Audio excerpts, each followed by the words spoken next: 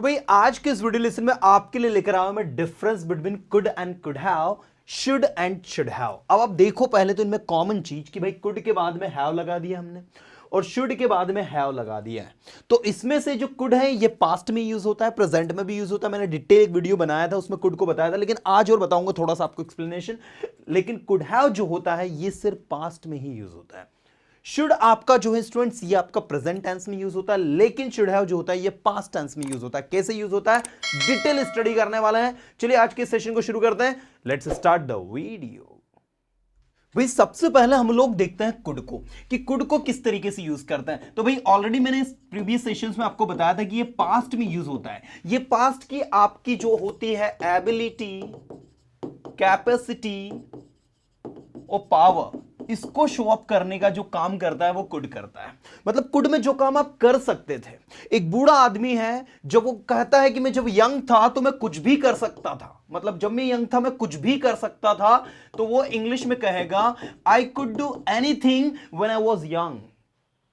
I could do anything when I was young, but now I cannot. It means could shows your past ability, capacity and power. Means the work that you could do in the past, but in present you are not able to do it. So उसके लिए भाई आपको could use करना है। But on the other hand, could have जो होता है student, इसका मतलब भी सकता था होता है। Let me tell you again, could have जो है इसका मतलब भी सकता था होता है, लेकिन ये पास्ट की एबिलिटी, कैपेसिटी और पावर को शो अप करने का काम नहीं करता। ये पास्ट में कोई पॉसिबिलिटी किसी कार्य के होने की थी लेकिन आप नहीं कर पाए। जिसे आपने कहा कल मैं आपसे मिल सकता था, मतलब आपके पास कल मिलने का चांस था, मिलने की प्रोबेबिलिटी थी, मिलने की चॉइस थी, या कह सकते हैं कि मिलने के चांसेस थे, बट आप नहीं मिल पाए। तो ऐसी सिचुएशन में आप वहां कुड हैव लगाओगे। जैसे मान लीजिए कि कल सैटरडे था और आपने कहा यार कल सैटरडे था या संडे था, कल मैं वहां जा सकता था। आप इंग्लिश में कहोगे I could have gone there. मैं यहां आ सकता था, I could have come here. आप उसकी मदद कर सकते थे, you could have helped him. बोलते ना अगर समय पर डॉक्टर साहब आ जाते तो भाई पेशेंट की जान बच सकती थी या पेशेंट को बचाया जा सकता था। So the patient could have been saved. अब कुड हैव बीन सेव्ड मैंने पैसिव वॉइस में बना दिया, उसको आप उसको लेकर कंफ्यूज मत होना। तो मैंने कहा कि पेशेंट को बचाया जा सकता था, तो the patient could have been saved. तुम वहां जा सकते थे, you could have gone there. तुम अपना प्रोजेक्ट सबमिट कर सकते थे, you could have submitted your project. तुम अपना प्रोजेक्ट बना सकते थे, you could have made your project. मतलब जो काम आप कर सकते थे, होने की प्रोबेबिलिटी थी, होने की कह सकते हैं हम लोग संभावना थी, वहां पर आप लगाओगे could have. So students could और कुड हैव के बीच में आई होप कि अंतर समझ में आएगा। कुड कोई काम आप पास्ट में कर सकते थे लेकिन अब नहीं कर सकते, उसके लिए कुड। लेकिन कोई काम आप कल कर सकते थे, पहले कर सकते थे लेकिन नहीं कर पाए, काम होने की पॉसिबिलिटी थी लेकिन आप नहीं कर पाए, वहां पर आप कुड हैव लगाओगे। तो बिल्कुल आप 8, 10, 15 सेंटेंसेस बोलेंगे कि कल आप उसकी मदद कर सकते थे, आपने उसकी मदद नहीं करी इसलिए वो फेल हो गया। You could have helped him yesterday, you didn't help him, that's why he failed. Right? तो इस तरीके से जो भी काम आप कर सकते थे उसके लिए आपको कुड हैव लगाना है। ऐसे ही स्टूडेंट्स नेक्स्ट है आपका शुड और फिर है शुड हैव। तो भाई शुड आपको बताने की जरूरत नहीं है। शुड का मतलब जो होता है जब आप किसी को एडवाइस दे रहे हो, सलाह दे रहे हो, तो आप शुड का यूज करते हो। ठीक है? शुड पर अगर आप रिसर्च करें तो शुड बना जो है वो शैल से बना है। जी हाँ, शैल की जो पास्ट फॉर्म है वो शुड है, लेकिन शुड का उपयोग होता है स्टूडेंट्स किसी को एडवाइस देने में, किसी को सलाह देने में।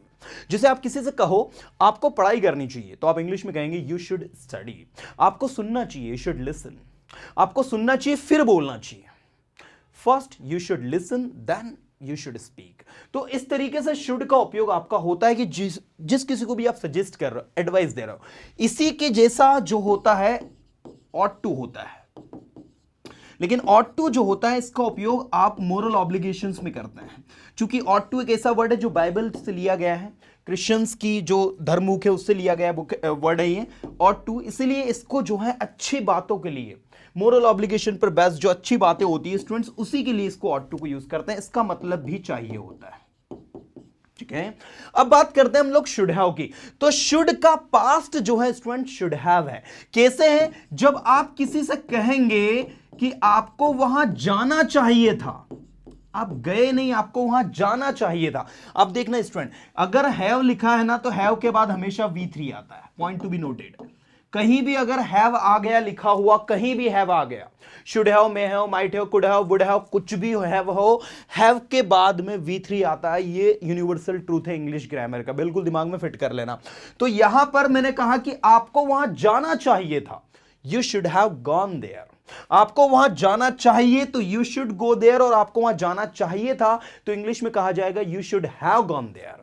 आपको इंग्लिश सीखनी चाहिए, यू शुड लर्न इंग्लिश। आपको इंग्लिश सीखनी चाहिए थी, you should have learned English. आपको वहां जाना चाहिए, यू शुड गो देयर। आपको वहां जाना चाहिए था, you should have gone there. आपको उसकी मदद करनी चाहिए, यू शुड हेल्प हिम। आपको उसकी मदद करनी चाहिए थी, you should have helped him. तो आप इसके आगे या इसमें ऐड कर लीजिएगा चाहिए था।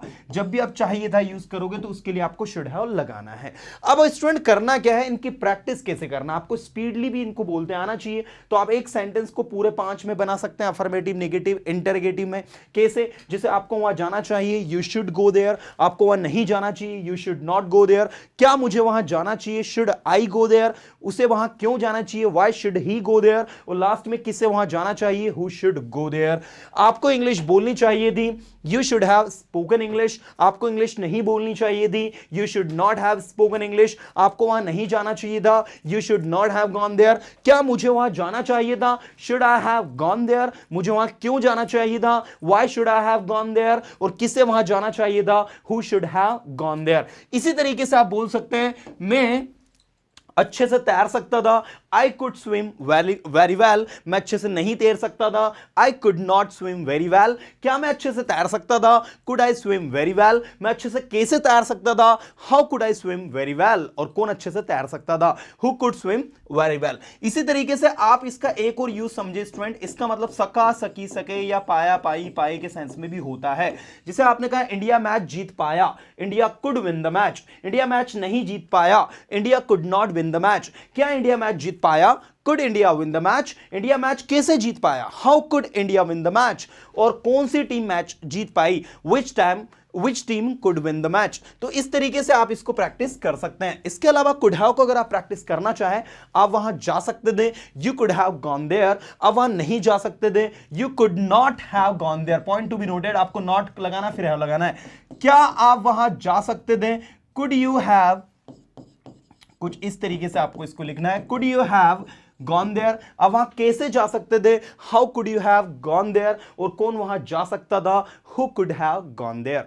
आई होप डियर स्टूडेंट्स कि आपको could have, should and should have समझ में आया होगा। साथ में जो प्रैक्टिस टिप्स मैंने आपको दिए हैं वो भी आपको समझ में आए होंगे। अब आपको करना यह है कि इनकी आपको बार बार प्रैक्टिस करनी है। अगर आप जितनी प्रैक्टिस आप करेंगे उतना शानदार आप अपना परफॉर्मेंस दे पाएंगे, उतना अच्छे से बोल पाएंगे। उम्मीद करता हूं डियर स्टूडेंट्स कि इस वीडियो में आपको समझ में आएगा कि कुड और कुड हैव, शुड और शुड हैव के बीच में क्या अंतर है। वीडियो अच्छा लगा तो लाइक करें, फ्रेंड सर्कल के साथ में शेयर करें और ज्यादा से ज्यादा लोगों को बताया कि भाई मार्केट में एक नए टीचर आए जो बहुत अच्छी इंग्लिश पढ़ाते हैं। Thank you so much guys, फिर मिलूंगा नेक्स्ट वीडियो में कुछ अच्छे कंटेंट के साथ में। तब तक के लिए tata bye, have a good day.